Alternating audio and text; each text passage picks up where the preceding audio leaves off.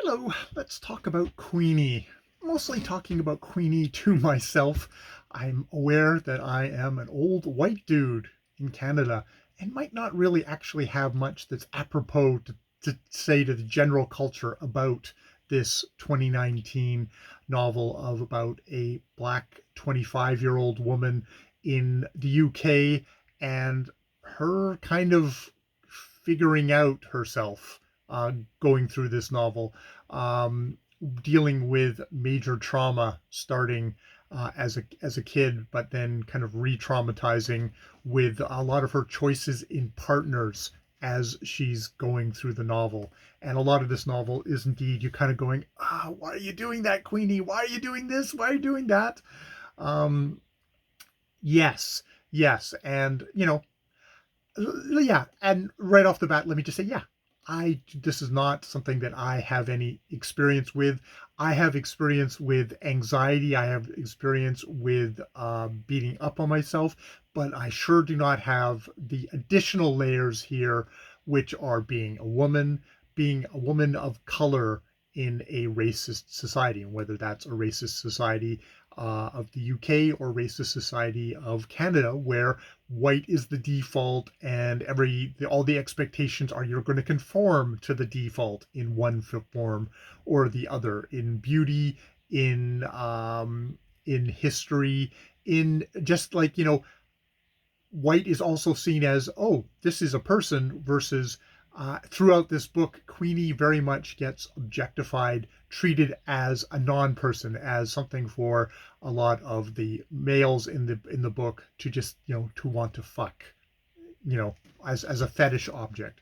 Her getting called chocolate, her people come a drunk woman coming up to her and touching her hair, and this being something that she calls out the woman for, the other her friend calls out, and they get ejected for being the angry troublesome black women.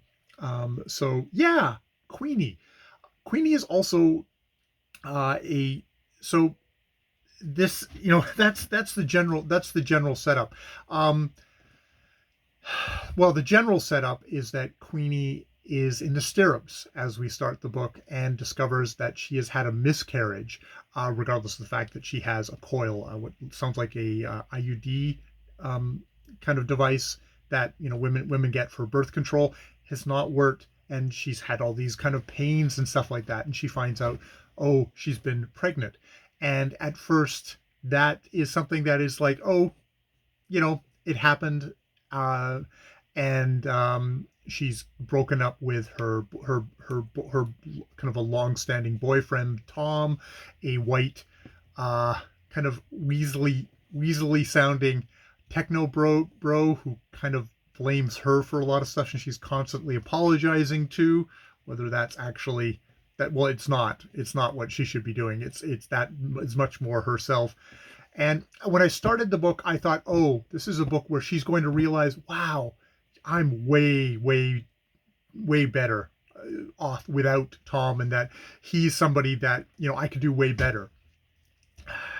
Fortunately, she then goes on a spree of relationships with men that make Tom look good by comparison. And you start thinking of like, oh, actually, this might actually have been the good relationship that, figuratively speaking, not figuratively, proportionally speaking, that she's been in. It's like Tom is like, a lot of this book is like making Tom look better.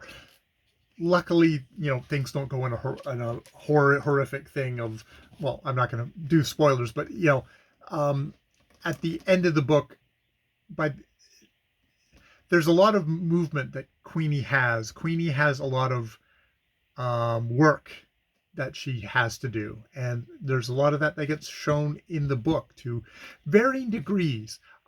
But yeah, she's someone who has definitely internalized a lot of racism, a lot of misogyny. We learn slowly over the novel that her mother has also had horrible taste, had horrible, drawn to horrible men.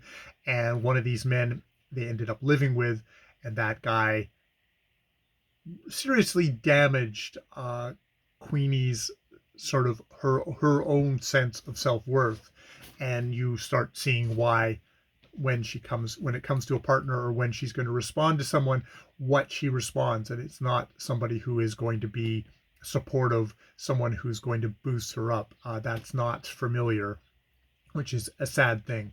So it's interesting. The first good half of this book is just things getting worse and worse. She has, her professional life, as well as her personal life, as well as her health in general, her being able to breathe in general, all come into question through this. But we shift into a much more direct kind of addressing of this through a counselor. And counselors in books can be kind of a tough thing. That is, it's probably the healthy thing for some people to like find somebody that you can talk to and sort of talk through your problems and try and get a bigger, wider perspective, and discuss whether, medication is involved, or whether it's simply, developing techniques, developing stuff that you just didn't get a chance to develop when you were growing up, to be able to deal with stresses and stuff like that. So there's one sense that that's kind of a really healthy thing to have dramatized in a novel. And I mean, this isn't like, literature novel. This is very much a novel about a woman trying to deal with personal demons, while at the same time, Candice Carty-Williams is also tries to make a point of, maybe not always completely organically, putting this in the wider aspect of Queenie is a black woman in a culture that is racist against people of color, and trying to kind of balance those things out, and trying to show the context, and not let us forget that this isn't simply a personal problem. This is a political problem as well. And the personal is political, very much so. There's a scene in this book where they attend a Black Lives Matter protest, and she's doing her own kind of shouting and stuff like that, and her friend goes to hand her a megaphone. She says, "No, that's not my style," which kind of is a summation, can be a summation of this book in a way, of Candice Carty-Williams' style isn't to do a political screed, it's to do the personal, to without the megaphone, a little bit more intimate, to give you a bit more of a concrete thing. I think there's a lot of times in books that are political, I can always have that thing of like, okay, is the drama just besides the point and it's all the political message?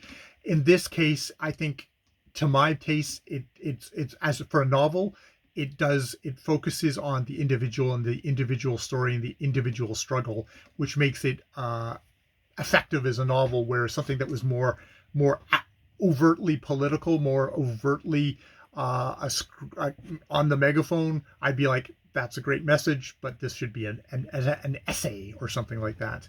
So this book, I did look on Goodreads for the reviews, and there were definitely reviews from, it seems to be a bit of a Marmite book.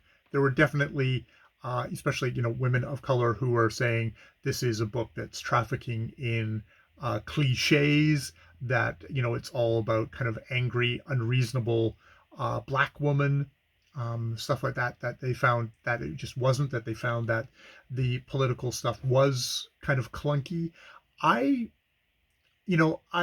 think, the guys in the book it was a very much kind of, this is a slice of how guys can treat women, and especially treat women that they consider exotic and stuff like that. So I thought it was fair. Probably one of the worst offenders on that, a workmate of hers. We get a brief glimpse of, okay, yeah, he's acting this way, and there's stuff underneath, But Queenie quite rightly says, from her perspective, I don't give a fuck what your problems are. You've done this to me, and you need to take responsibility for that.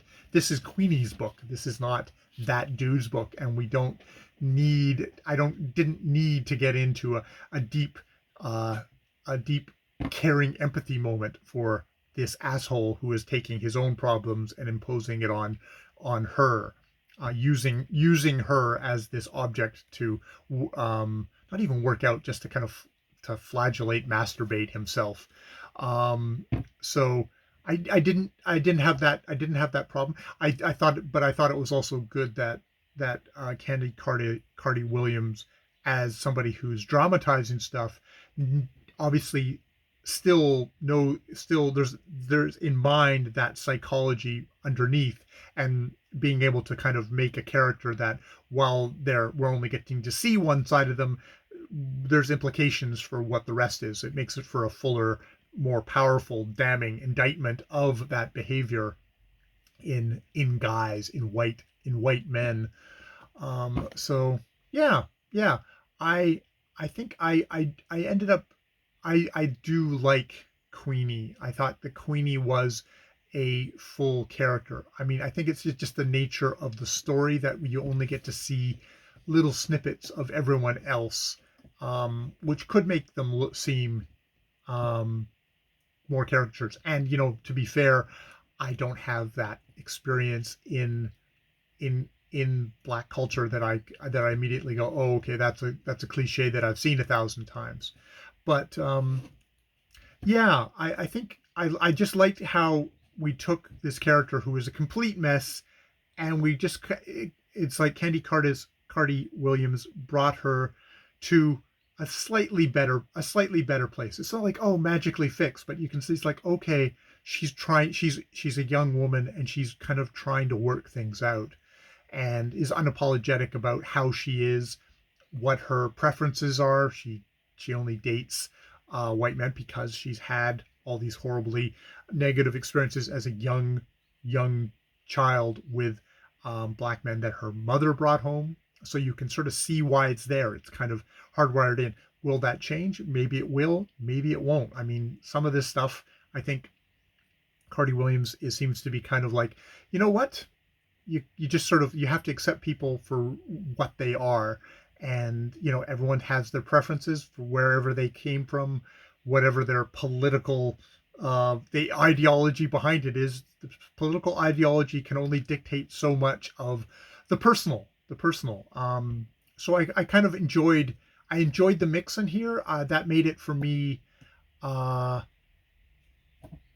a book.